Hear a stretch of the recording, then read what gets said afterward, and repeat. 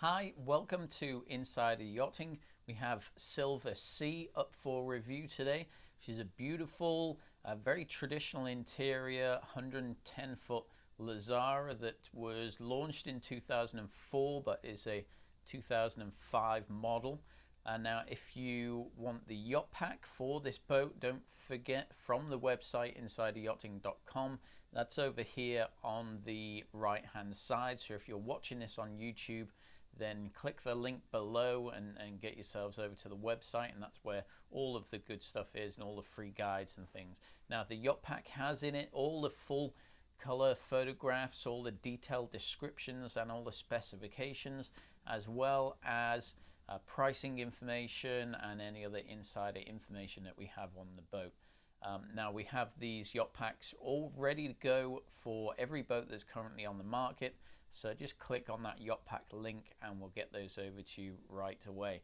Now also our daily yacht tours are going on every day throughout the week, a couple of times a day, and they're getting pretty busy now that we're in boat show season. So if there are any boats that you'd like to get on board to start seeing which type of boat is going to best suit you, then again on the website, click on the Daily Yacht Tours button, leave your name and your number and the best time that will suit you for getting on board some of these boats, and I'm sure we'll be able to fit you in. So let's take a look at today's review, Silver Sea.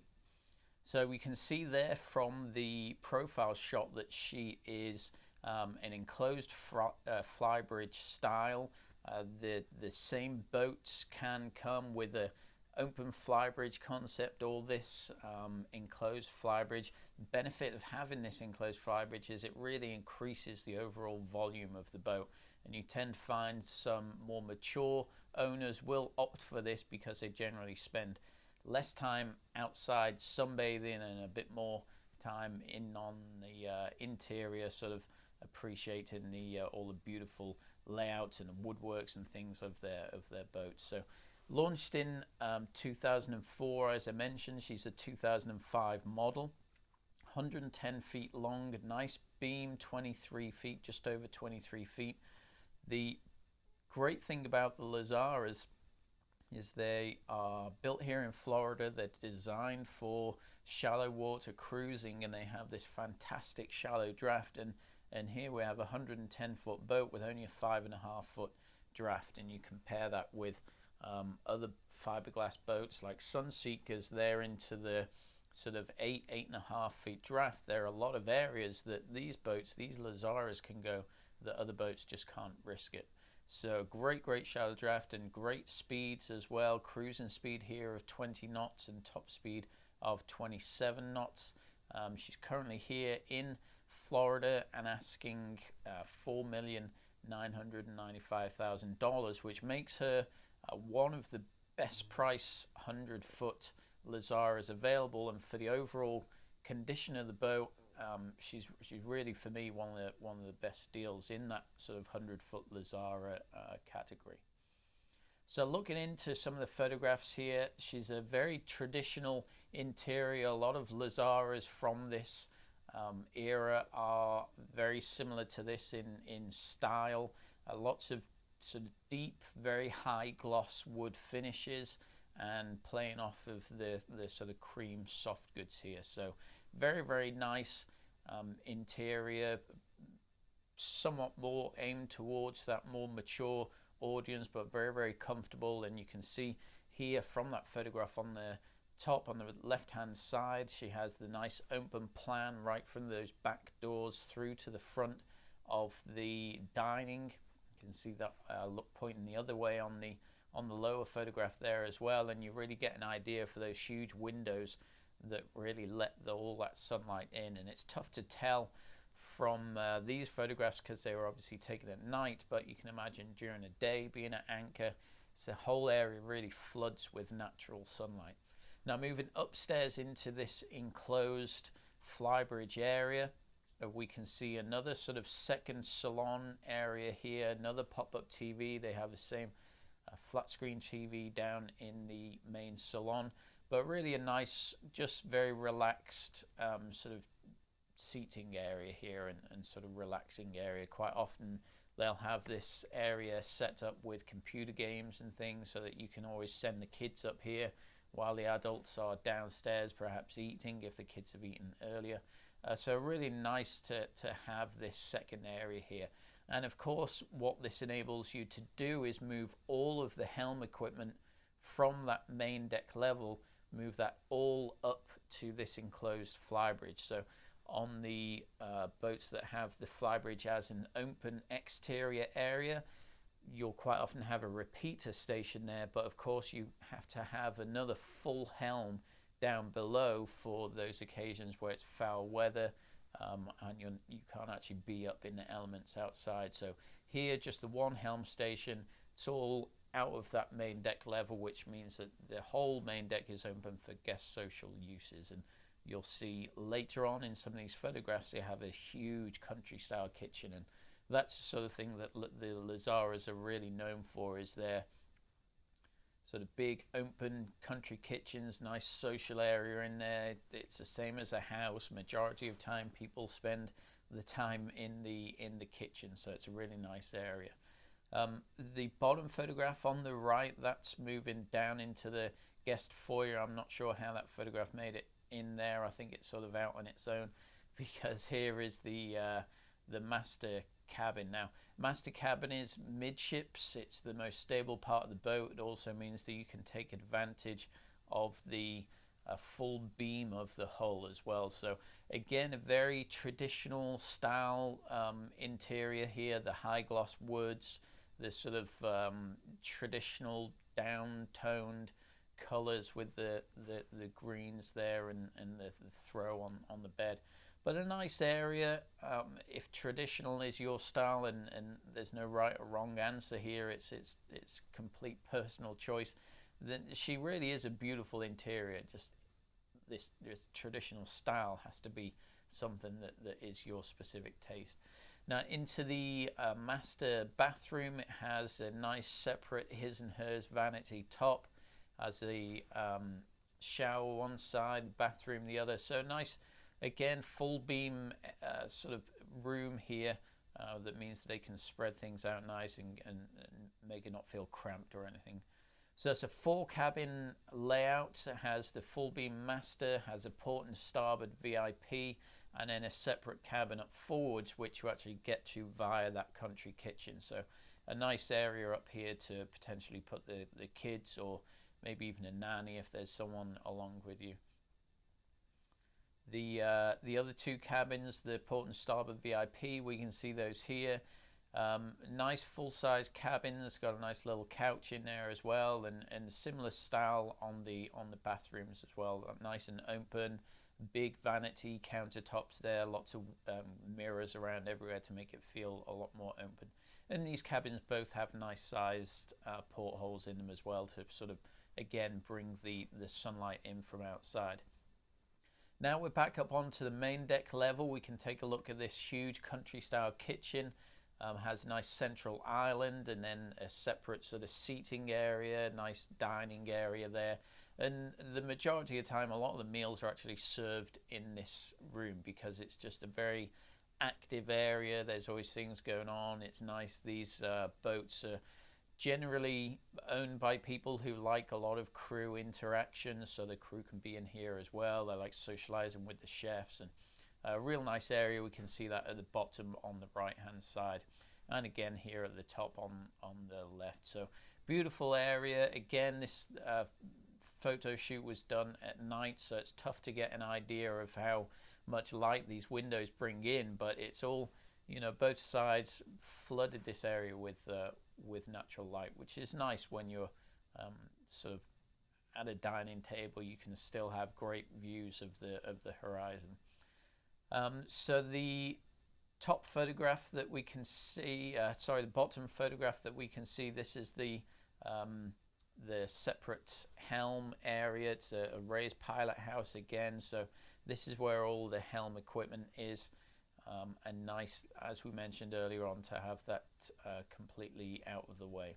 So moving into some of the exterior spaces, it doesn't have a lot of photographs of the exterior spaces here, simply because it's an enclosed flybridge.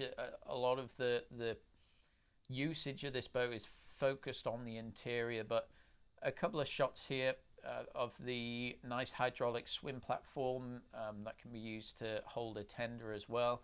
Also has a couple of pods here which Lazzara sort of patented for holding jet skis as well, so that's in the port and starboard aft quarters there. And then there's another area up behind that enclosed flybridge that has some other seating areas and things as well. So it does have some nice exterior spaces, but essentially when you're getting an enclosed flybridge, it's because you're focusing your time on the interior. And there's the final running shot of her there. So looking into some of the specs, and this right up here is very, very detailed. If you want to read through it, then get the yacht pack. All of this information is in there, along with a whole bunch of extra stuff that we have on the boat. So request that. We'll send it off to you right away. It's already made, already ready to go. So on that yacht pack button, just click on there, leave your name and email address for you, and we'll get that right over. So I won't stop on too many pieces here just because it's so lengthy, but again, get that yacht pack. So 2005 model, launched in 2004, 110 foot long, 23 feet is the beam, has an amazing shallow 5.5 foot draft, means you can get into lots and lots of areas that other boats of similar sizes just can't get into.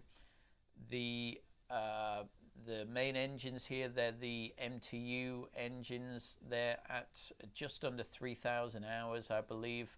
She's here in South Florida, currently asking $4,995,000.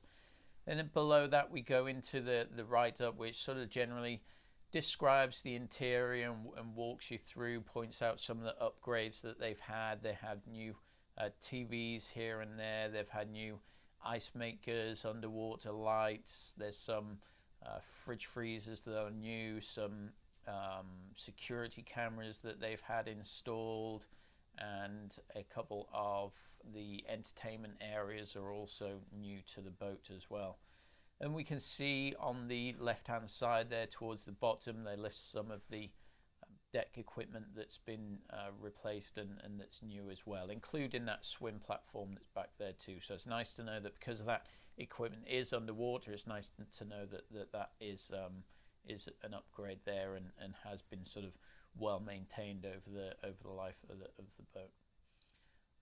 The boat does have a day head on the main deck level, which is nice that the guests don't have to go all the way downstairs every time they want to visit the bathroom.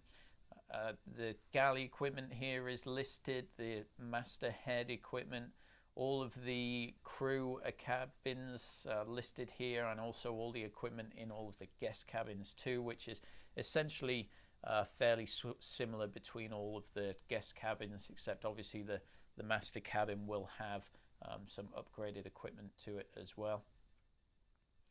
Some more upgrades here. The shore power inlets, they're new. Shore power converters, Atlas system, that is an upgrade as well. It means the boat can plug in anywhere in the world, can get different types of power, 60 hertz, 50 hertz, different voltages as well, which is essential really if you're taking the boat sort of out of US waters and wanted to travel further, maybe down into the Caribbean. And some of these boats have been over to the Med as well, but they're particularly well suited to so the Bahamas, East Coast and the Caribbean.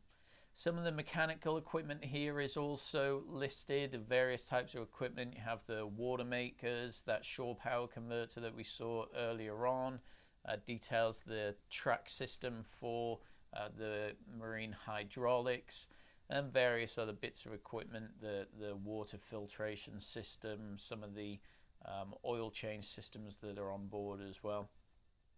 And then on the left hand side towards the end of the right hand side, it lists some of the recent maintenance and the upgrades, and it's nice to see that they have been sort of continually updating the boat throughout its life. So all of these upgrades are done since the boat was launched new, and just to keep it up with par and up with new boats that are coming to the market. So that's it. I'll leave it there.